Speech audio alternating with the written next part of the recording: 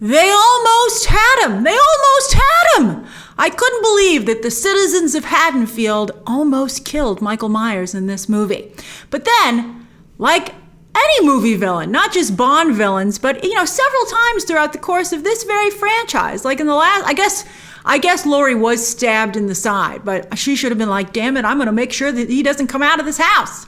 But they just assumed it all went to plan and made a number of other stupid mistakes. And so, of course, they didn't get him, but they came awfully close. I have my own plan on how to kill Michael Myers, which I'll share with you momentarily. I think this is it. I wouldn't be surprised if this is what they do in Halloween Ends next year.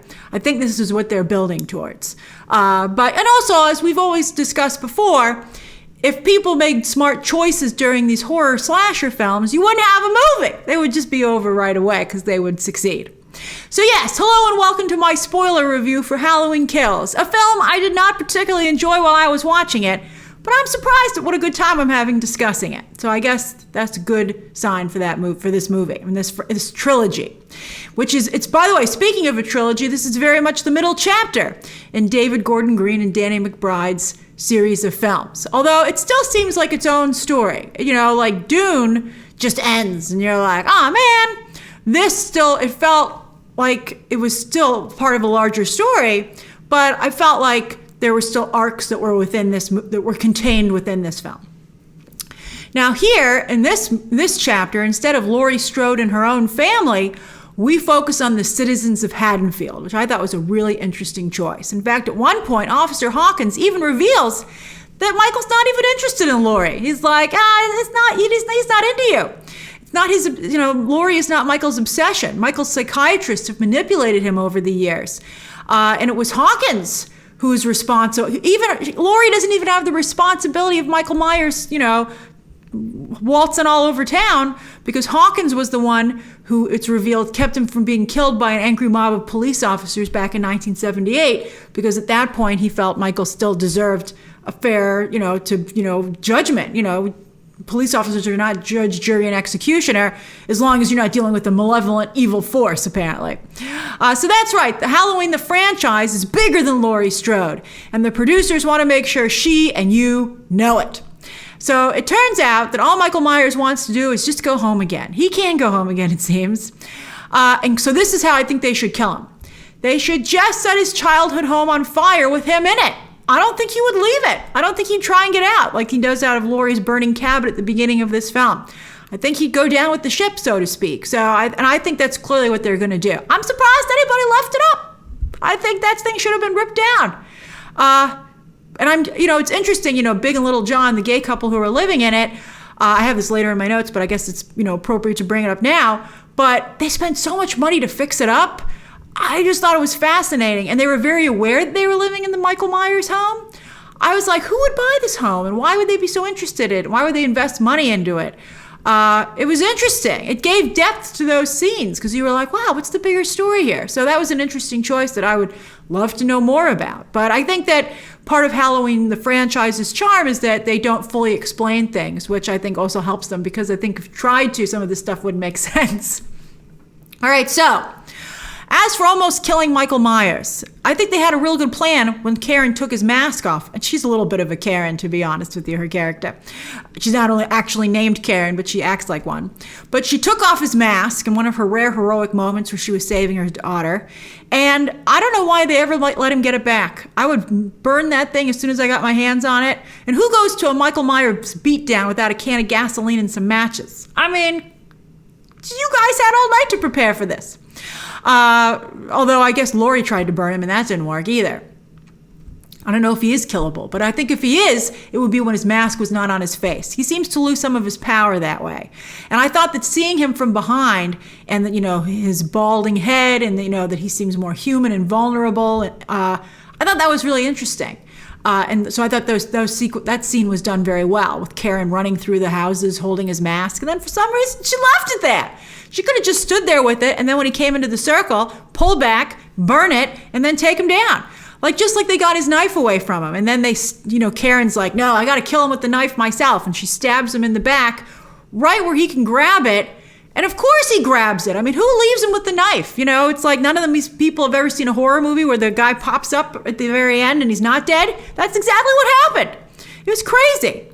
And also, speaking of what you shouldn't do during a horror movie, a lot of times in this movie, people separated from the group. What if Peter Parker would be very disappointed? Like, I thought it was crazy when Dylan Arnold's father's, when that character's father was like, I don't want you kids coming in here after me. I'll take care of this. I'm like, he's literally going in there to die. Like, why wouldn't you wait for reinforcements? I can understand him not wanting these teenagers to risk their lives by going in there, but okay, we know he's in there. Let's call for backup. Or let's just light this house on fire from the outside. That actor's at Midnight Mass, and that's a big part of that story. Midnight Mass is great. But yeah, it was nuts. That character literally went in there to die. And he did.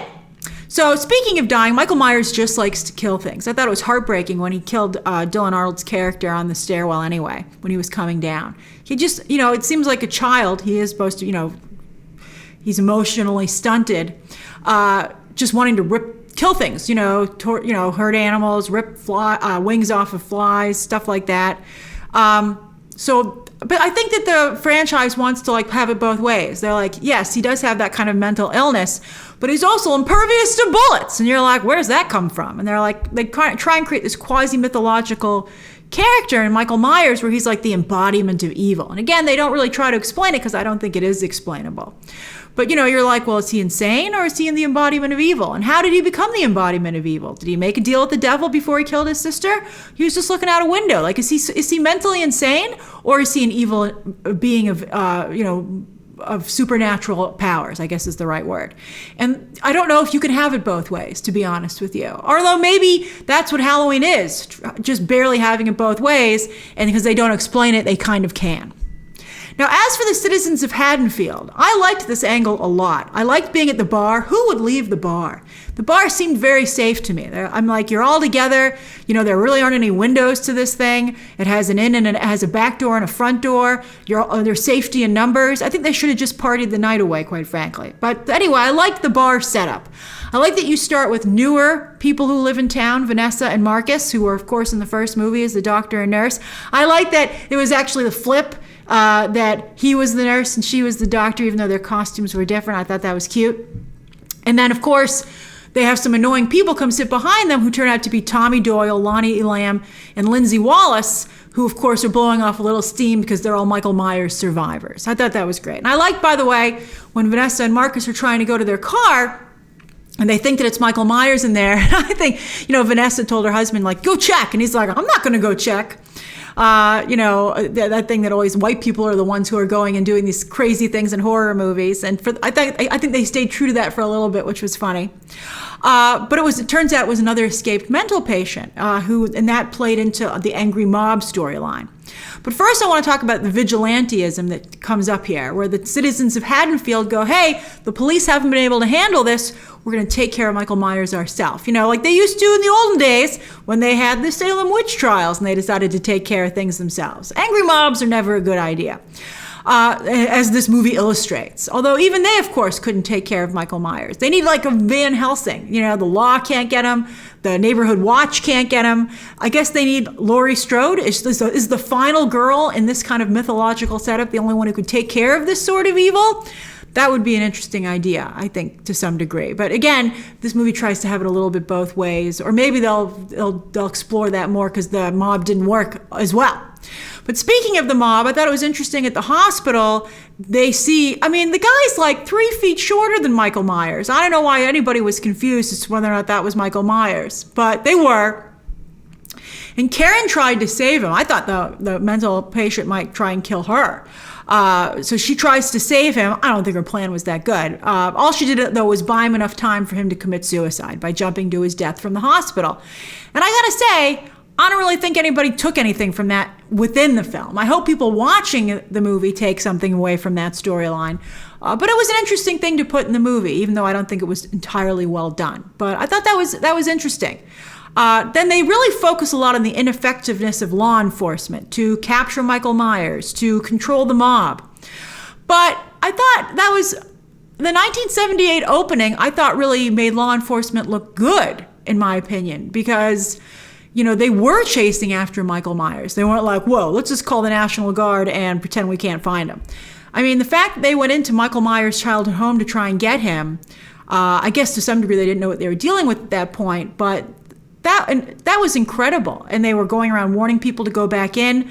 I mean, the 1978 sequences, I thought for the most part, the police were very heroic.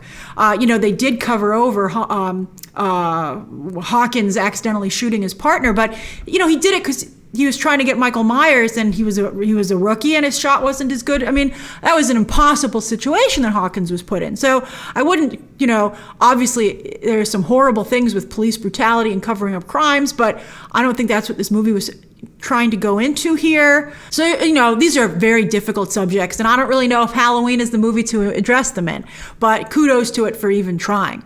But I did think it was very interesting to see those police officers running down the empty streets on Halloween night in 1978 trying to find this murderer.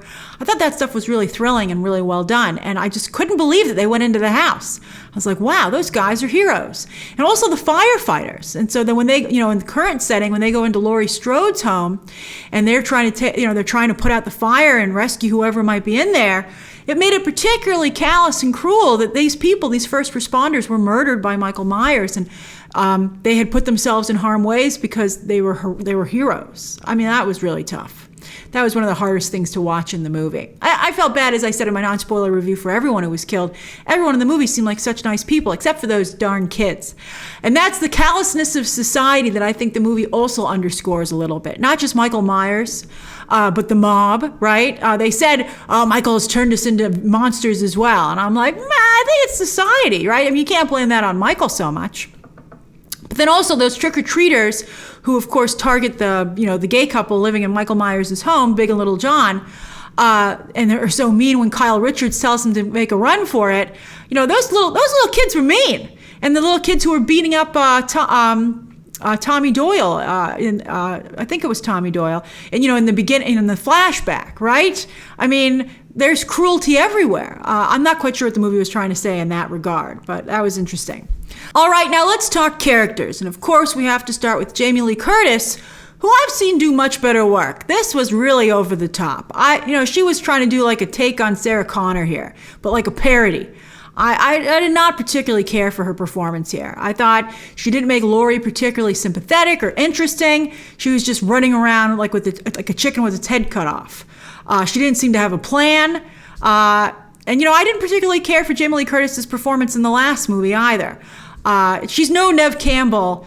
I think Neve Campbell, Sidney Prescott, has had a more interesting arc, and she's becoming a more interesting final girl several, movies later. Like, I think, what they're doing with Scream 5 from the trailer, to me, seems more compelling than what's here.